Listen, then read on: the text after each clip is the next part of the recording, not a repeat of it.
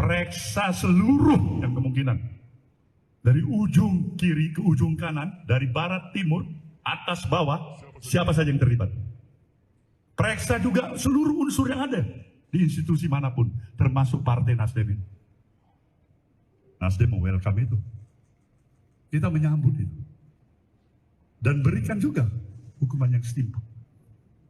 Tanpa ada lex spesialis dalam pengertian privilege.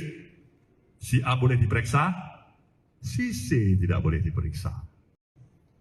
Ya, Ilman Pak dari IDN Times. Izin Pak, terkait dengan kasus ini, Pak Surya beberapa tahun lalu pernah menyatakan kalau misalkan ada kader yang terlibat kasus korupsi, lebih baik Partai Nasdem buat apa dipertahankan gitu Pak. Nah, apakah sekarang masih berlaku seperti itu? Kemudian ini kan kemungkinan Pak Joni akan di reshuffle Pak. Nah itu jumlah menteri dari Nasdem apakah akan berkurang atau tetap itu Pak? Dan apakah akan ada bantuan hukum untuk Pak Joni? Terima kasih Pak. Baik. Jadi ada dua peristiwa. Dua-dua sekjen. Yang satu kasus 200 juta rupiah. Dia masuk tahanan untuk sekian tahun. Kasus gratifikasi. Dia telah menyelesaikan kewajibannya. Dan sekarang menjadi warga negara bebas. Yang kedua, Joni Plate. Terserah pendalaman pembuktian yang mungkin lebih dalam nanti. Tapi hari ini saya simak baik-baik keterangan daripada Kampus Parkum.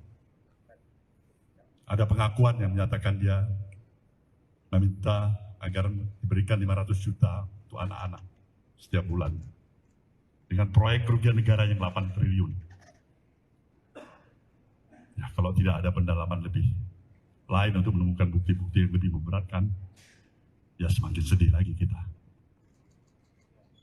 Terlalu mahal dia untuk diborgol dalam kapasitas dirinya. Sebagai menteri, sebagai sekjen partai, terlalu mahal. Terlalu mahal. Kita tetap menganut ajas praduga tidak bersalah. Tidak ada di antara kita yang memastikan diri kita ini terlepas dari kesalahan, kesilapan, kebodohan, bahkan dosa. Itulah arti keadilan kita sebagai manusia biasa. Kita berupaya yang sebaik-baiknya, sekaligus menjawab pertanyaan teman-teman kedua dan ketiga tadi. Bahwasanya kita tidak mampu untuk menjamin pasti akan tidak lagi terulang. Tapi niat baik kita juga tidak pernah padam. Tidak pernah ada pers yang barangkali mungkin mengapresiasi partai ini dengan komitmen yang sesungguhnya menolak politik dengan mahal. Dan itu bukan 1 rupiah, bukan 200 juta, mungkin triliunan. Dari apa pelaksanaan pilkada-pilkada yang sudah berlalu. Ini hanya catatan perbandingan bagi kita. Mencari kesalahan. Satu noktah di ujung pulau sana. Dibandingkan dengan gajah di depan mata. Saudara pikir, mungkin itu adalah hal realita yang kita hadapi saat ini. Jadi, bagaimana dengan PLT-nya, Bung Joni Plate, di reshuffle-nya, kita terima, kita konsisten, karena kita katakan itu hak prerogatif presiden. Dan kita tidak pernah bergoyah hati untuk menyatakan apa yang telah kita utarakan, agar konsistensi itu, paling tidak itulah sumbangsi yang bisa diberikan oleh partai ini. Dari segi jumlah kekurangan-kekurangan yang ada. Ini yang jelas. Ulangin pertanyaan Anda tadi. Ya kan tadi siang Pak Faldo mengatakan bahwa tugas Menkominfo akan diemban oleh PLT yang belum dipilih sampai sekarang. Apakah Nasdem pada nantinya pada kesempatan selanjutnya akan mengajukan nama baru yang akan menggantikan Pak Joni atau seperti apa? Kalau kita konsisten, ini hak prerogatif presiden, bagaimana kita mengajukan baru. Salah-salah presiden nggak suka. Nggak ada lebih bodoh dari Nasdem untuk tiba-tiba mau mengajukan nama baru. tanpa diminta oleh Presiden. Sekali lagi, itu adalah hak prerogatif Presiden. Oke? Next. Aliran dana ini bagus. Ini yang memang dikehendaki oleh partai ini. Partai ini menginginkan transparansi yang seutuhnya.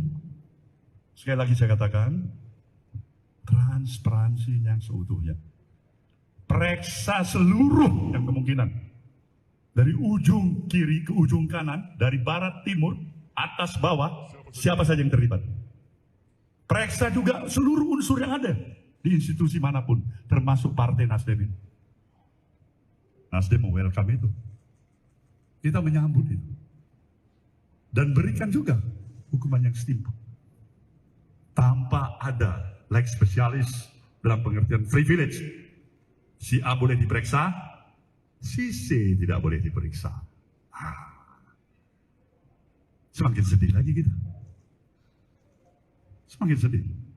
Tapi kalau transparansi itu dilakukan dengan kemampuan profesionalisme Kejaksaan Agung kita, yang bebas juga dari intervensi siapapun, dan juga kepentingan politik dari manapun, kenapa kita tidak berikan dukungan sepenuhnya? Jadi kalau kawan-kawan tanya, Nasdem mau berikan dukungan sepenuhnya atau setengah? Saya bilang totalitas kita akan berikan dukungan itu. Agar semua kita tuntaskan. Kalau enggak, sia-sialah kita untuk menginginkan dan memperjuangkan sesuatu misi besar, membawa kemajuan bangsa dan negara, menjaga demokrasi negeri ini, dan memperjuangkan rasa keadilan yang sesuai dengan komitmen kebangsaan kita. Itu kira-kira. Pak, pertanyaan Pak dari saya sini Pak.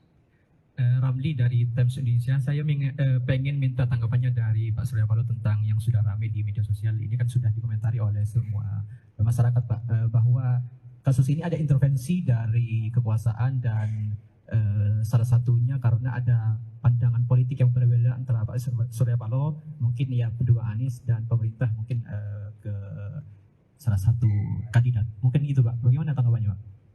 Tanggapan saya ini sebenarnya harus mengkaji ulang. Apakah itu benar? Saya pikirkan ulang. Di dalam proses itu saya berkontemplasi. Sampai sejauh ini saya berpikir positive thinking. Gak ada itu intervensi. Sejauh ini.